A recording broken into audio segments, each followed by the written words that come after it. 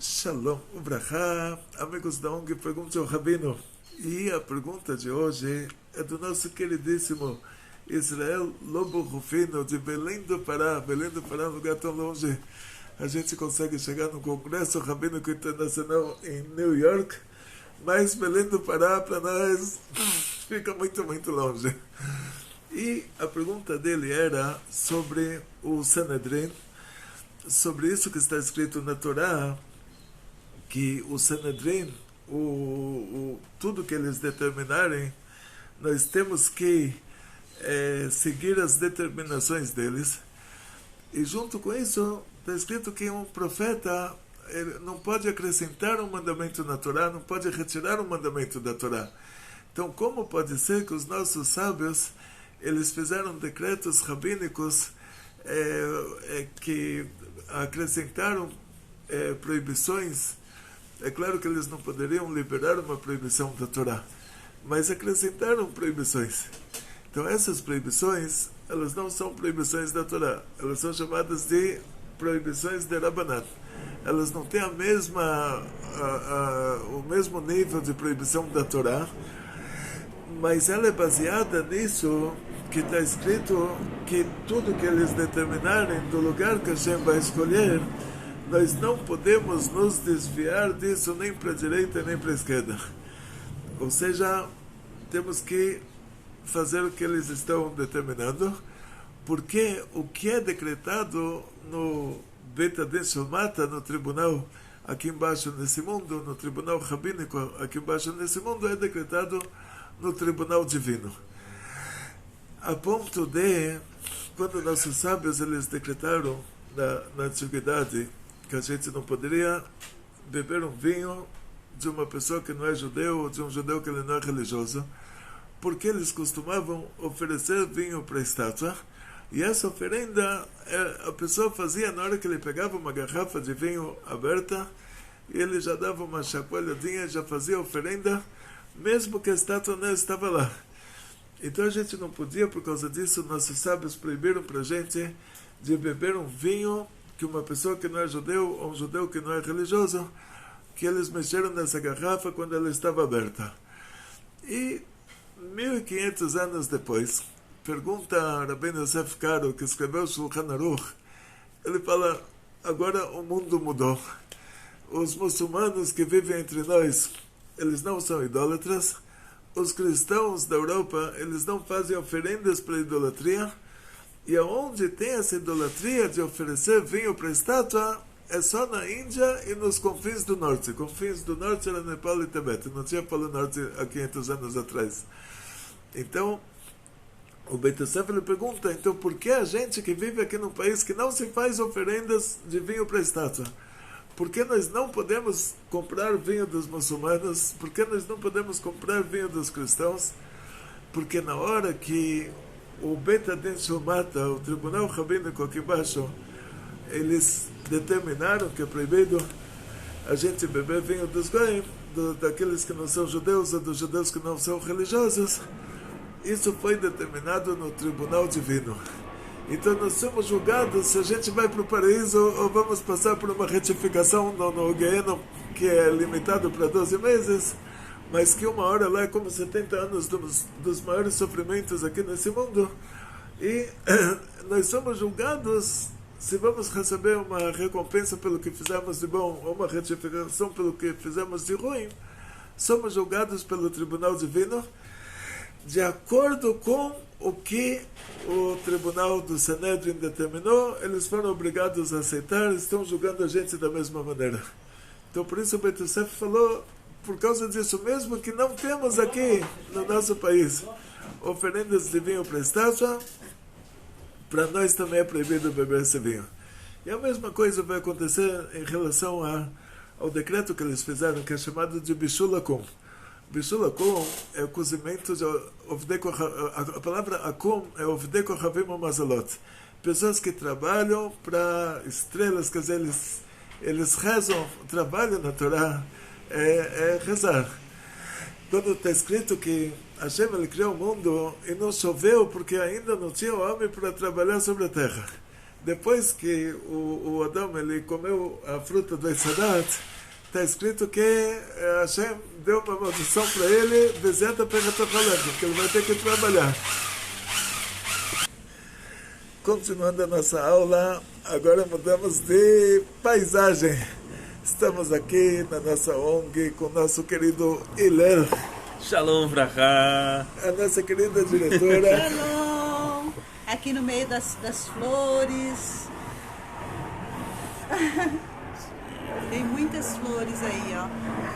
E Quem poderia pensar que há 3 anos atrás esse lugar não teria nem como alugar ele para fazer filmes de terror, porque as empresas iriam perder os clientes de tão aterrorizante que estava. E agora, graças a Deus, a nossa diretora e o marido transformaram esse lugar num verdadeiro paraíso terrestre.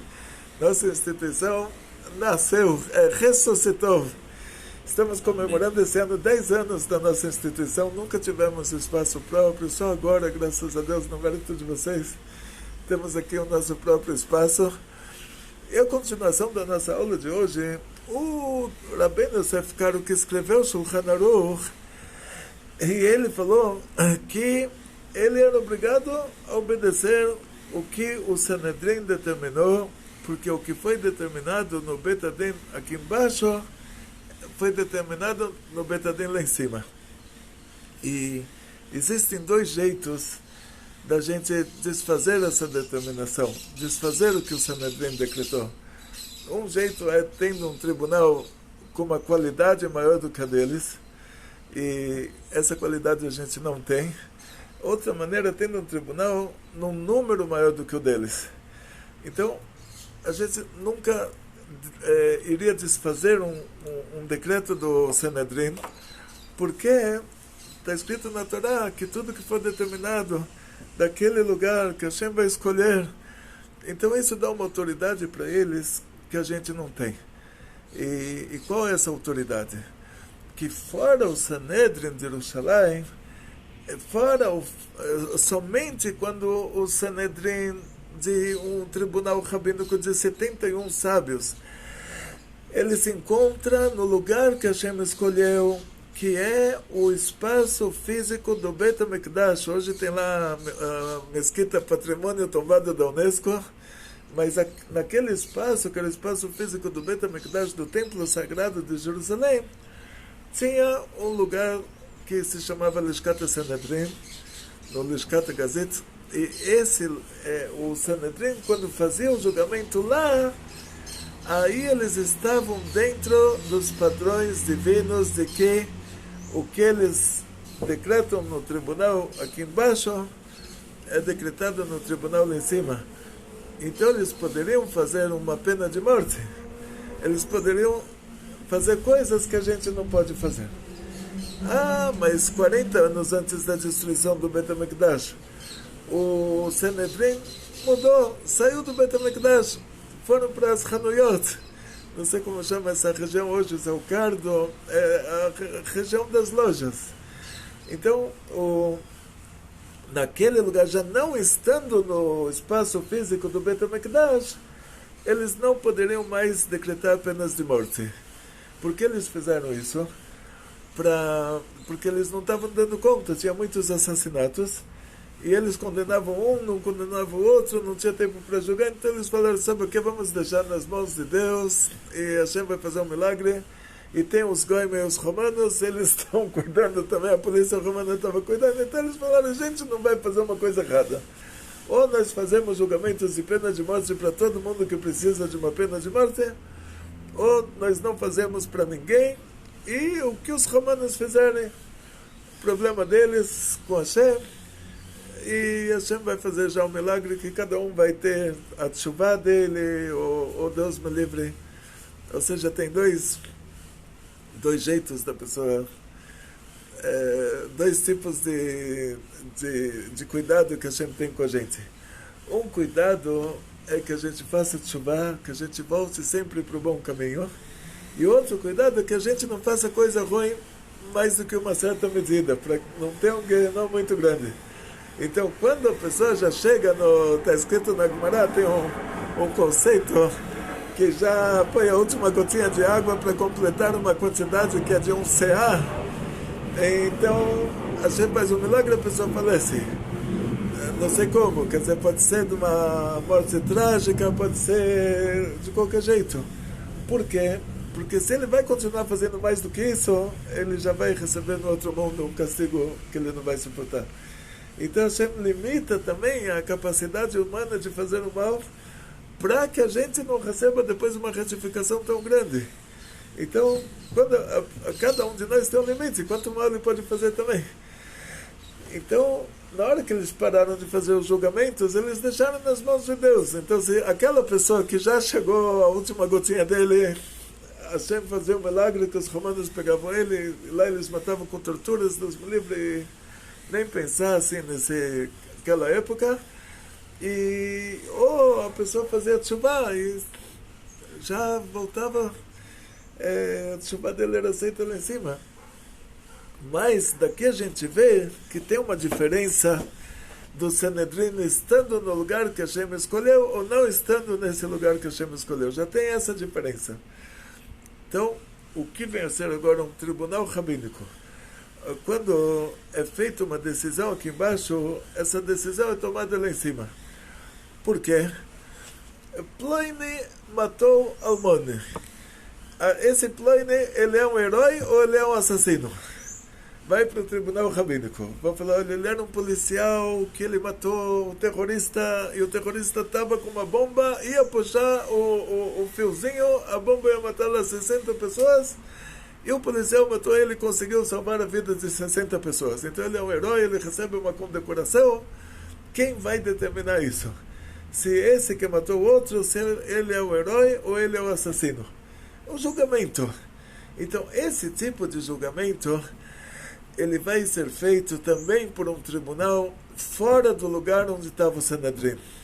Mas não vão ter a autoridade de dar uma pena de morte. Eles têm a autoridade de fazer o julgamento. E o que é determinado no tribunal aqui embaixo é determinado no tribunal lá em cima. Mas eles já estão limitados no castigo que eles podem dar para a pessoa. Então tem penas na Torá que elas são penas de multa.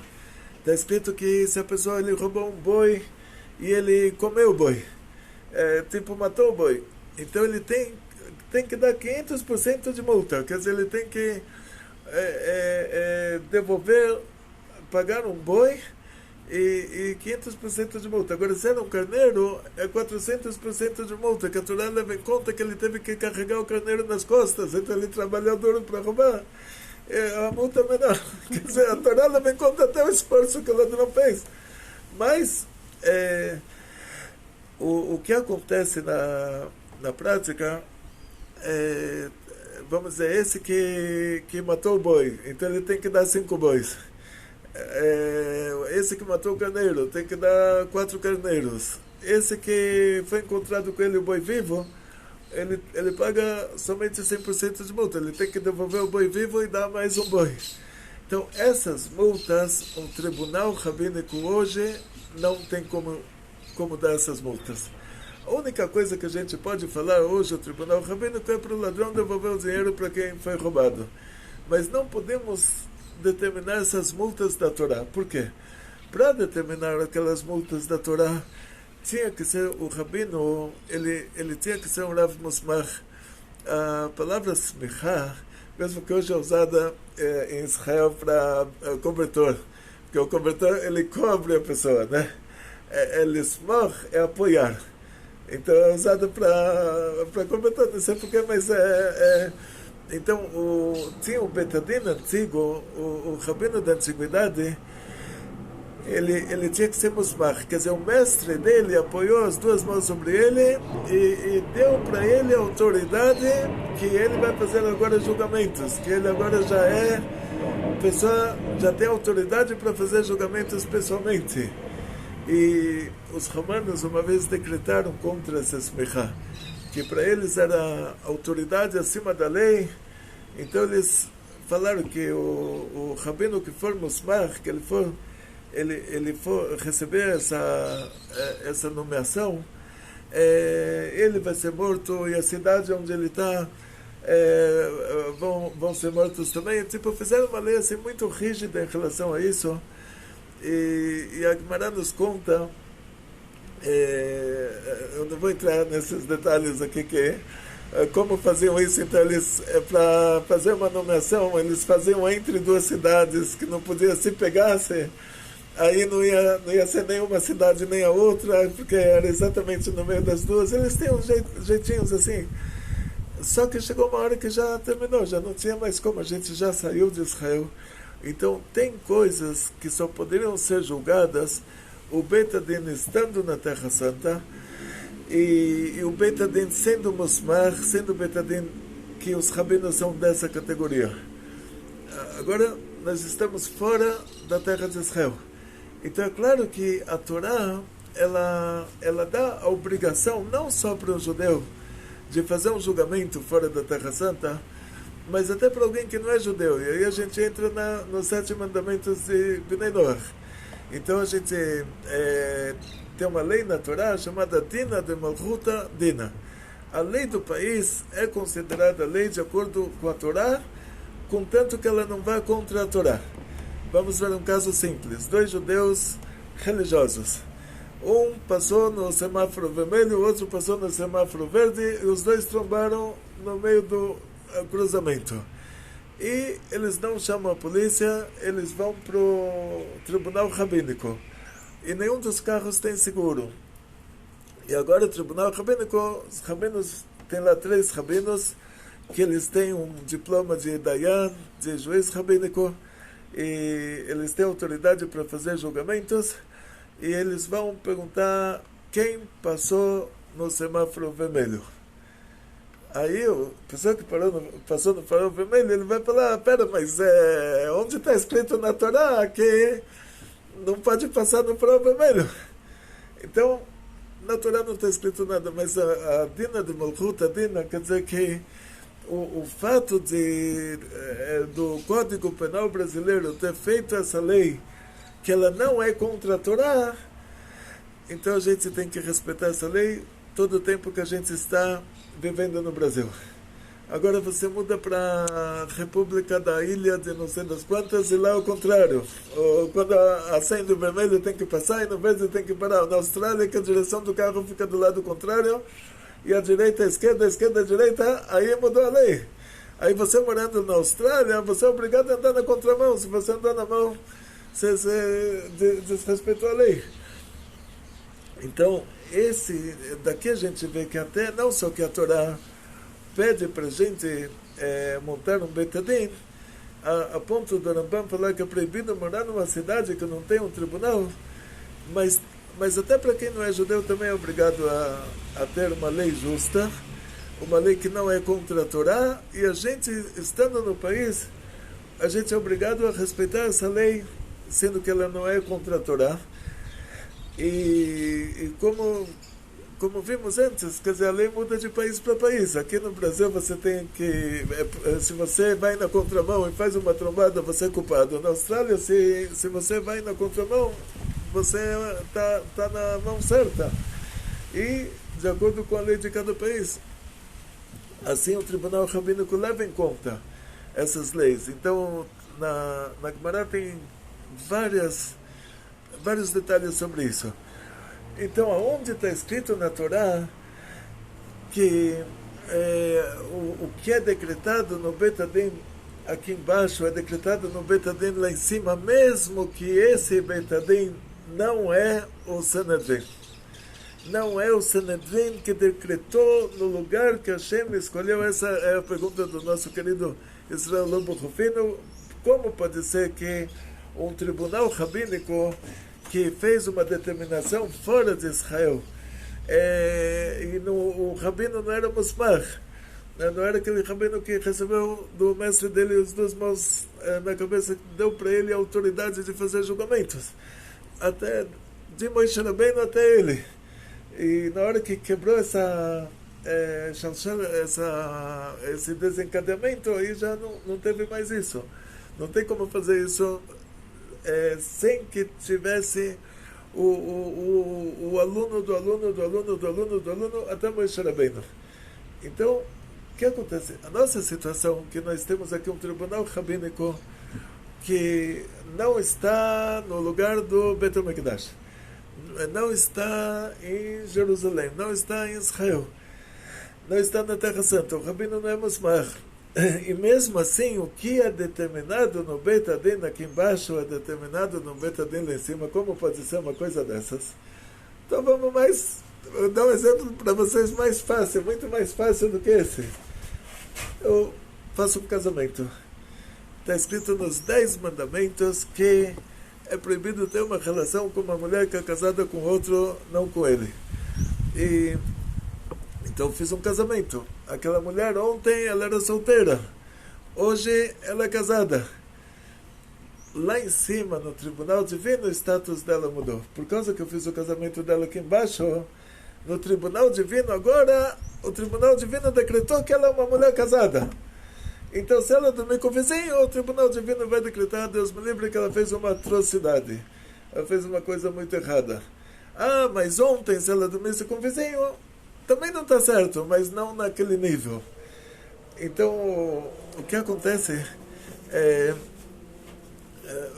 até um rabino que ele não faz parte de um Bet Adin. E não só. Não teve um julgamento, simplesmente foi feito um casamento. Quanto mais se é feito um julgamento, que o julgamento muda o status da coisa. Por isso que tem que mudar lá em cima. Porque duas pessoas chegam agora. Ontem me fizeram uma pergunta, uma coisa muito interessante. Uma pessoa deu um presente para outra, deu um cobertor. E depois ela se arrependeu de ter dado o cobertor de presente e ela pediu o cobertor de volta. Mas aí ela ficou com vergonha de pedir diretamente para quem ela deu, pediu para uma terceira pessoa que pedisse para a segunda pessoa, para a pessoa que recebeu o cobertor, pedisse o cobertor de volta e desse para ela. E essa terceira pessoa me ligou, falou, será que eu não estou fazendo uma coisa errada? Queria saber se é permitido fazer isso ou não. O que eu respondi para ela? É proibido dar um presente no Shabbat, porque o presente, pela Torá, ele é considerado uma venda.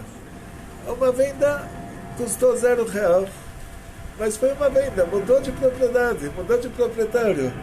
Então, na hora que eu dou um cobertor, chega alguém aqui no Shabbat, eu posso deixar ele usar o meu cobertor, posso dar um cobertor novinho para ele, só que não posso dar esse cobertor de presente no Shabbat. Eu posso falar para ele, olha, pode usar.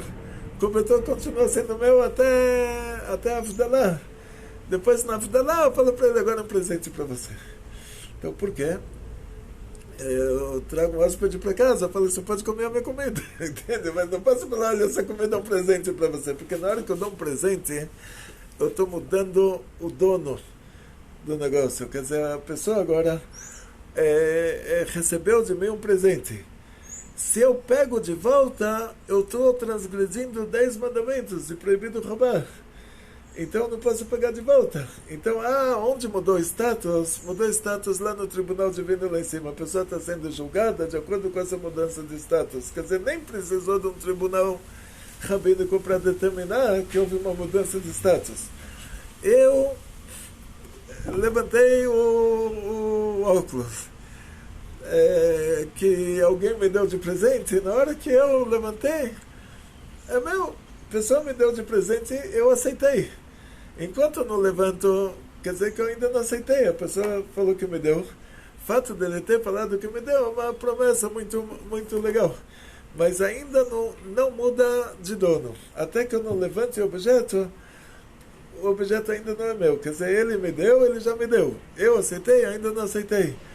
Na hora que eu levantar o objeto, aí é considerado que ele me deu e eu aceitei. Quer dizer, ele pode voltar atrás enquanto eu não levantei o objeto. Então não precisou de tribunal para determinar isso. Só o fato de um ter dado para o outro e o outro ter levantado o objeto, já mudou de dono. Agora os dois vão para o tribunal, vão reclamar. Esse que deu fala, olha, eu não tive intenção em dar. Esse que recebeu fala, ele teve a intenção em me dar. Aí o tribunal não vai determinar nada. O tribunal, eles vão analisar eles vão fazer a verificação do que aconteceu. Eles vão determinar de acordo com a leitura de dados deles. Então, o tribunal vai mudar o status aqui novamente. Quer dizer, pode ser até que aconteceu de um jeito, mas sendo que vai ser feito um julgamento em relação a isso. Então, esse julgamento, qualquer julgamento muda o status. Então, Deus me livre, casamento judaico. Então, eu fiz um casamento. E depois, Deus me livre, que nunca aconteça para ninguém, Baruch Hashem, nunca aconteceu para o casamento que eu fiz. Mas, Deus me livre, tem casos que a pessoa se divorcia. E pela Torá isso é uma coisa muito grave. Mas muito grave mesmo. Está escrito que até o Misber chora por essa pessoa. Mas a pessoa vai lá no tribunal rabínico, faz um divórcio.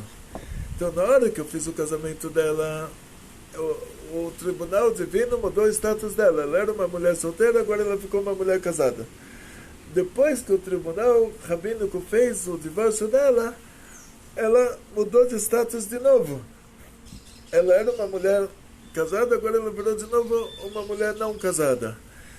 Então, quer dizer, não precisa estar escrito na Torá que o que é decretado aqui embaixo é decretado lá em cima. Isso é uma coisa automática.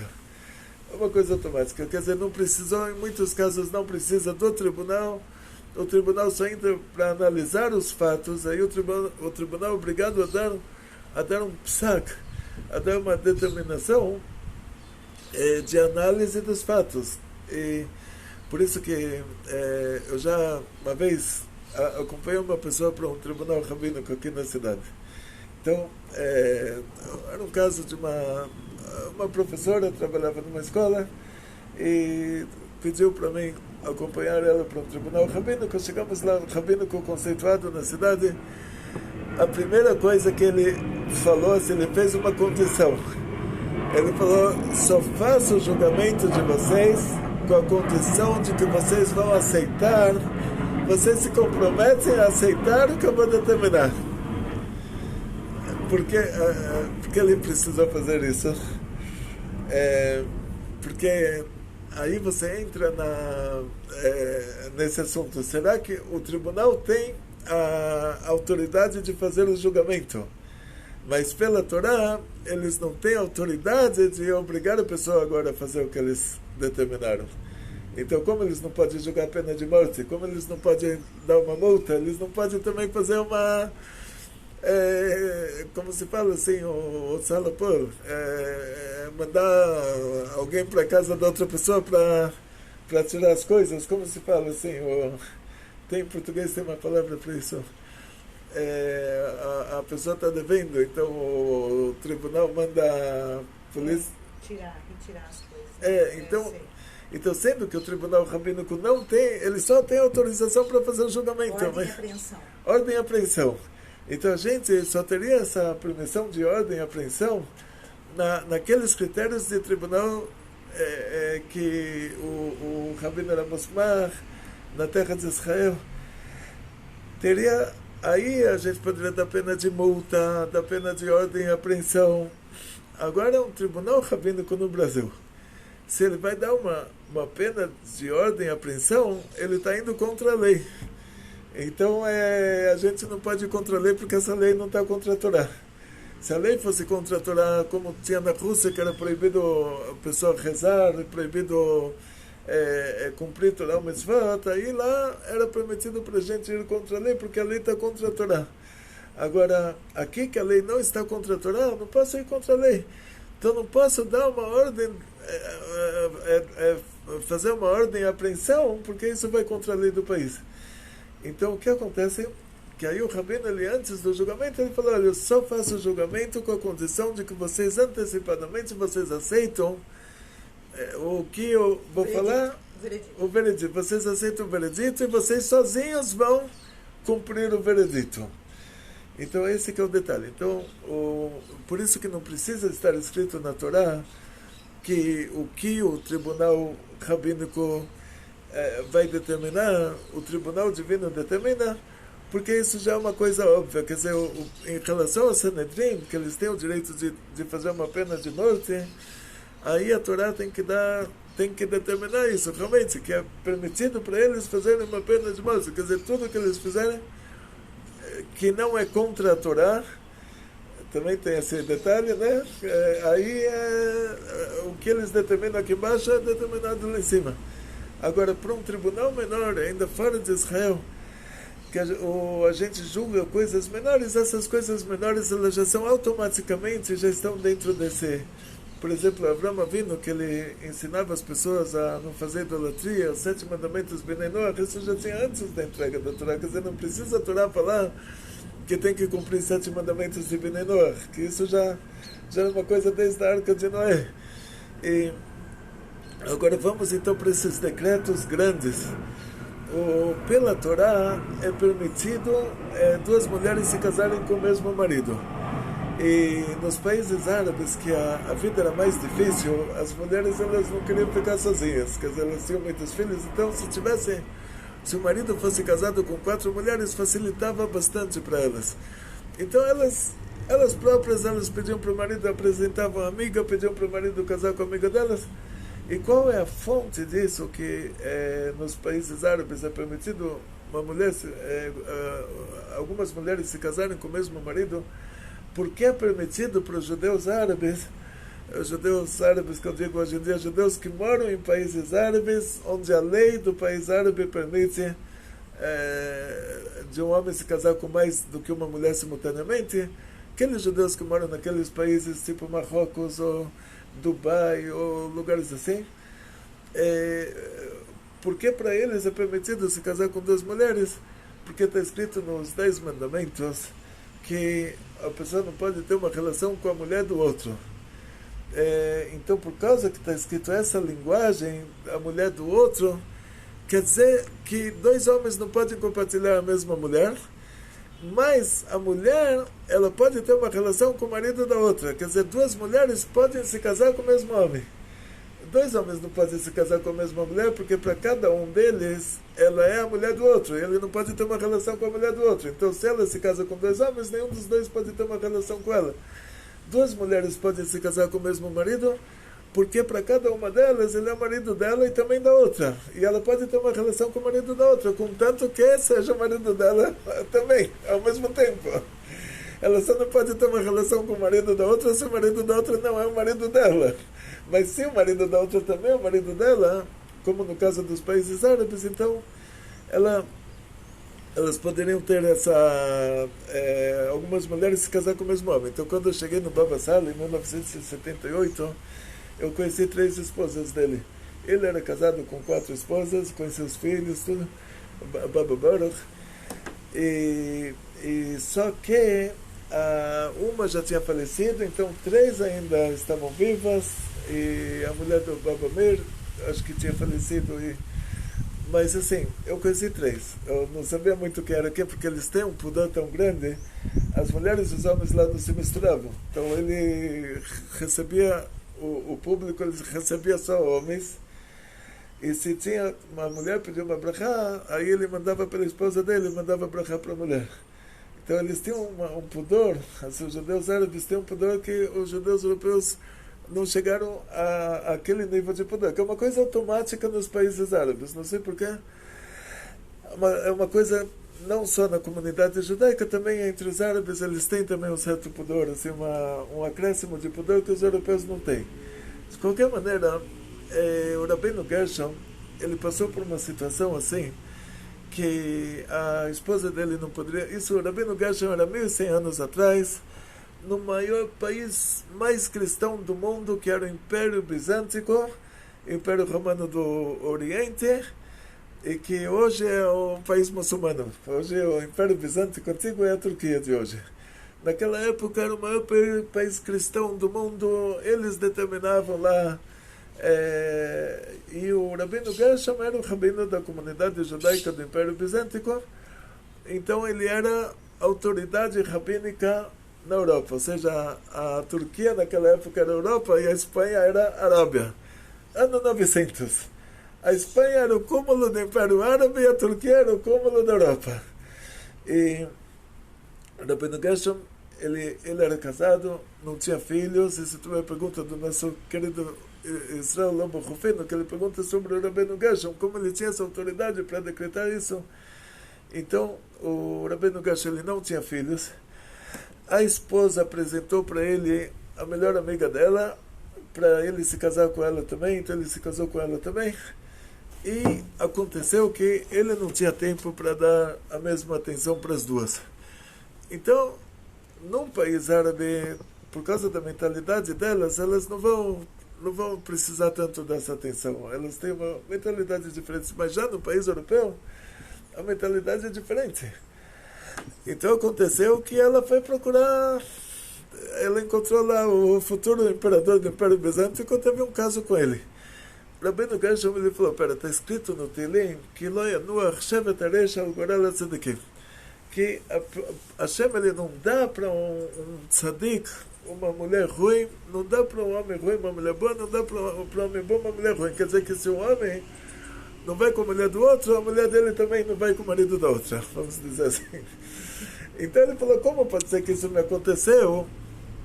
Se eu nunca fiz uma coisa dessas, nunca pensei numa coisa dessas, como pode ser que Hashem me deu uma mulher que fizesse uma coisa assim?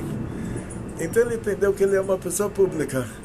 Então o que está acontecendo no público. Então por isso aconteceu dentro da casa dele, para que ele fizesse esse concerto para todo esse público dele.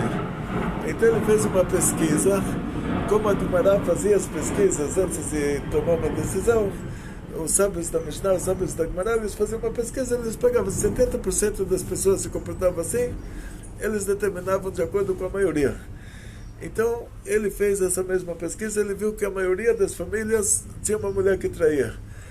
E então ele reuniu o Betadin dele, e eles fizeram um decreto que mesmo que a Torá permite se casar com duas mulheres, mas eles fizeram uma cerca para a Torá. Eles não inventaram uma mitzvah nova, eles não inventaram uma mitzvah de não faça, simplesmente eles fizeram uma cerca para a Torá. Eles falaram, vamos fazer uma cerca de proteção, sendo que adultério pela Torá é uma coisa muito grave, é uma das coisas que a pessoa teria que morrer e não fazer. Então, isso está acontecendo por causa que estão se casando com mais de uma mulher simultaneamente. Então ele fez essa cerca para a Torá, ele proibiu se casar com mais de uma mulher simultaneamente. As mulheres dos países árabes não ficaram felizes com isso. Agora cada uma vai virar a empregada da casa dela, elas não vão dar conta. Aí elas conversaram com os maridos conversaram com os rabinos conversaram com o Rabbeinu Gershon, falaram para ele, olha, o que você decreta só vale para os europeus, porque você é o rabino da Europa, é o rabino dos países cristãos. Aqui os rabinos dos países árabes têm outra mentalidade, as mulheres precisam de ajuda, elas não dão conta sozinhas e elas querem que o marido se case com várias mulheres. Então eles falaram, o que você pode determinar, você só determina para a sua região. Aí teve a continuação, uma história com o Rabbi Shalom Ber de Lubavitch, que tinha um Hassid, que ele pegou uma doença, que é uma doença que ela é comparada muito, ela não é a mesma doença que dá nos animais, não é uma febre aftosa, uma coisa assim, mas ela é comparada muito a uma doença de animais.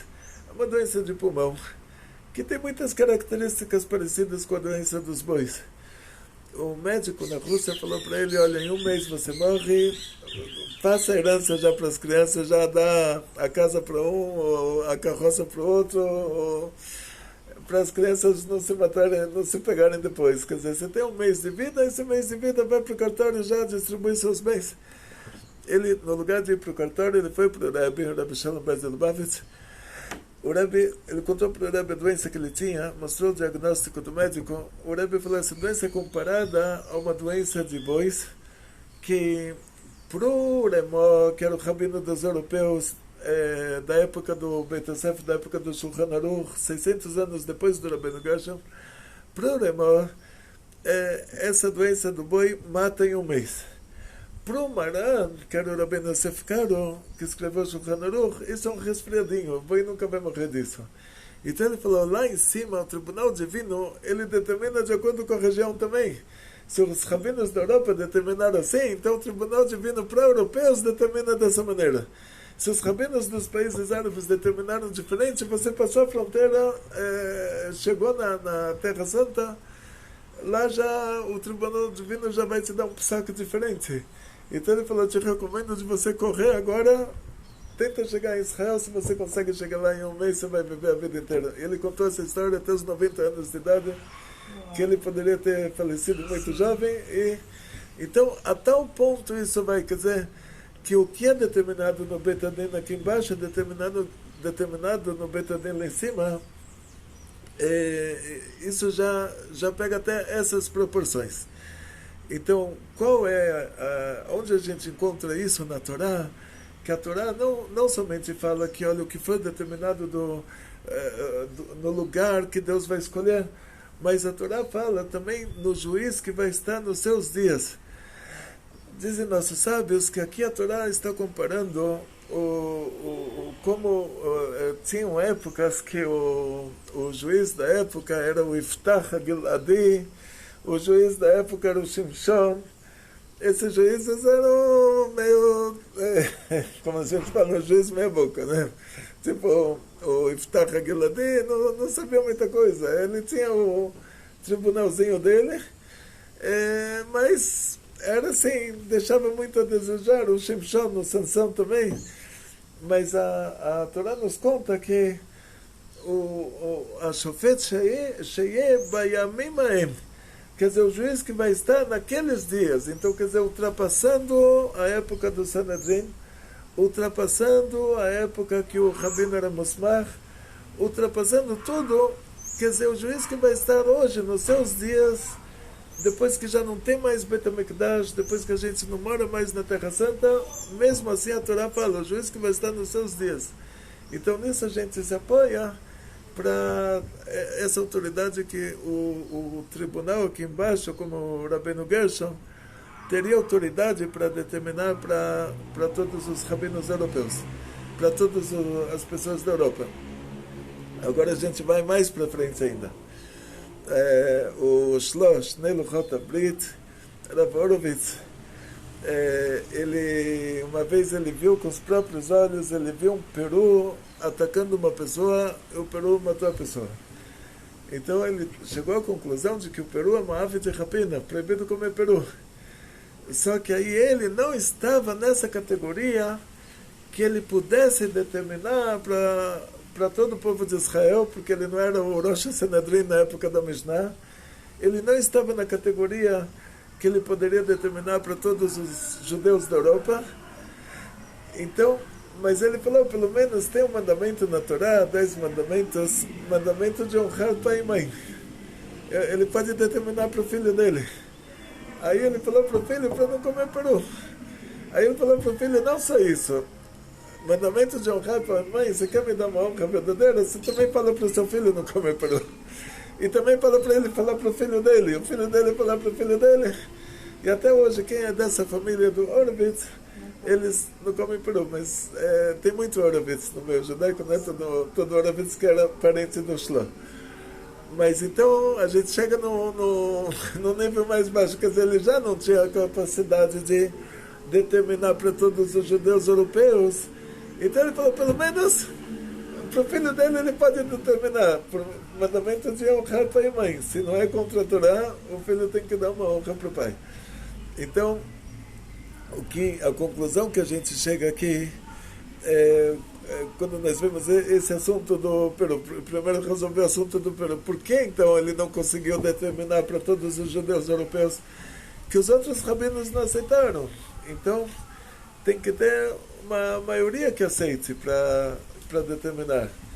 E essa maioria falou que existem doenças psiquiátricas também em animais e que esse peru era um peru doido. Não tem cachorro louco, era um peru louco, não tem vaca louca, cachorro louco, era um peru louco. Então o peru louco surtou, matou uma pessoa. Mas eles falaram que a maioria dos perus não matam pessoas e que aquele peru tinha problema psiquiátrico. Então, por isso que eles não concordaram. Então, assim, para que haja uma determinação regional, a maioria dos rabinos daquela região tem que concordar. Então a gente entende que quando o Rabbeinu Gershon determinou que é proibido se casar com mais de uma esposa simultaneamente, a maioria dos rabinos da Europa, que não deviam ser muitos no ano 900, mas a maioria deles concordou. Quer dizer, tem que ter uma aceitação regional. Para que aquilo seja considerado tradição regional, tem que ter uma aceitação regional, as pessoas daquela região têm que se comportar daquela maneira. Sendo que a Europa já tinha essas leis, os próprios europeus, eles só se casavam com uma esposa, então isso deve ter facilitado para eles, que a maioria dos europeus, eles, dos países europeus, eu não vi assim que... eu sei assim que geralmente países árabes não tiveram restrição em relação a se casar com algumas mulheres simultaneamente e países europeus não tinham permissão. Quer dizer, então pode ser que isso facilitou também. Em outras palavras, em relação ao Sanedrin, em relação aos tribunais, é isso. Agora, o rabino, hoje em dia, o que vem a ser um tribunal rabínico, o que eles fazem e qual a diferença entre uma pessoa normal e um tribunal rabínico. Então, o tribunal rabínico, hoje, a autoridade que eles têm, vou contar para vocês uma história assim, a tal ponto. Tinha, na Segunda Guerra Mundial, tinham pessoas que fugiram e eles sabiam que a mulher morreu. Deus me livre, coitados, lá os alemães da época eram muito cruéis e eles matavam mulheres e crianças e a pessoa conseguiu fugir, ele sabia que mataram a esposa dele. E ele fugiu, conseguiu chegar nos Estados Unidos. E aí ele chega para o Betadem, para o Tribunal Rabínico, e ele fala, olha, eu sei que a minha esposa morreu, mas não tenho como provar. Então, será que ele pode se casar de novo agora? Tem o Rabbeinu Gershon. O Rabbeinu Gershon não deixa a pessoa se casar com duas esposas ao mesmo tempo. Então ele teria que procurar a esposa dele ou provar que ela faleceu, ou se ela estivesse viva, de preferência voltar para ela, mas se não, Deus me livre, teria que mostrar. Quer dizer assim, quando eu faço um casamento, eu preciso não só de uma prova que a pessoa é judeu, mas também da prova que a pessoa não é casada. E se ela já foi casada, tem que ver ou o marido faleceu, que é o caso de um último casamento que eu fiz. A mulher tinha sido casada, mas o marido tinha falecido, então facilitou. Aí eu pego o atestado do cemitério. Eu falei para ela me trazer o atestado do cemitério, que o marido está enterrado, tudo. Agora, ou trazer o divórcio. E nesse caso ele não tinha como fazer isso, ele não tinha como provar que ela faleceu, mas ele sabia. Todo mundo sabia. Quer dizer, morreram 6 milhões de judeus. Então, o fato dela não ter sido encontrada depois da guerra, e as pessoas vinham para a América, eles já procuravam os lugares onde os rebes daquelas regiões montaram novamente suas comunidades. Então, a pessoa chega no lugar, procura o Rebbe de Lubavitch, ele chega lá no Crown Heights, e ele vê que ninguém tem mais notícias da esposa dele. Quer dizer, não se sabe, todo mundo sabe que ela morreu. Mas tem o Rabbeinu Gershon, tem que ter o atestado, então, que ela morreu. Aí, nesse caso, o tribunal rabínico de hoje, aí o que eles fazem? Eles fazem as contas para revogar um decreto de um rabino da Mishnah, não tem como. Porque para revogar o decreto da época antiga, para revogar para um tribunal, revogar o decreto de outro tribunal, esse tribunal tem que ser maior em quantidade ou em qualidade. Em qualidade a gente não tem como ser mais do que os rabinos da Mishnah, porque eles eram o tribunal rabínico Sanedrin de 71 sábios no Beit HaMikdash, no lugar que Hashem escolheu. Essa era a qualidade deles. Então a gente não tem essa qualidade, a gente não tem como ir lá em Jerusalém, em Beit HaMikdash, a gente não tem como chegar a essa qualidade. O Rabbeinu Gershon não estava em Jerusalém, não estava no Beit HaMikdash, e o tribunal dele com certeza não eram 100 rabinos. Então a gente vai pelo outro lado. Então vamos revogar o decreto do Rabbeinu Gershon, fazendo um tribunal maior do que o dele, em quantidade. Aí esse tribunal maior em quantidade também pode revogar. Ou o tribunal tem que ser maior em qualidade, ou tem que ser maior em quantidade. Então, os rabinos o tribunal rabínico de hoje, aí o que fizeram? Se reuniram 100 rabinos, fizeram um tribunal de 100 rabinos. Com certeza o Rabino Gershon não tinha 100 rabinos. E revogaram para ele o decreto do Rabino Gershon. Quer dizer que a partir de agora é permitido para ele se casar com 2 mulheres. Então ele se casa de novo.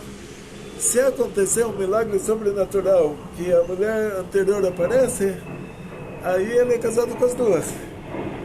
Aí o que se faz num caso desses? Aí você entrou num problema, né? Quer dizer, aí espera. Então, o que era analisado, então talvez o que seria analisado num caso desses, que pela lei do país ele não pode ter 2 esposas, então ele tem que divorciar uma delas. Então ele se casou com a segunda, a segunda é a esposa atual, talvez tenha que divorciar a anterior. Então, graças a Deus, não ouvi falar de um caso que aconteceu desse tipo. Não ouvi falar mesmo, assim, que graças a Deus pode ser que nem aconteceu um caso desses. Mas essa que é a regra geral em matéria de Beit Din, de tribunal. Então agradecemos novamente ao nosso querido Israel Lobo Rufino, agradecemos ao seu apoio, que Hashem está vendo e não fica devendo, mas paga com muito sucesso, muita saúde, muito dinheiro, felicidades judaicas de toda a família, grandes milagres em grande estilo. E todos vocês não se esqueçam, se tiver perguntas, é só falar. Atzlacha, briut, panasá, beshefa, vekol tov.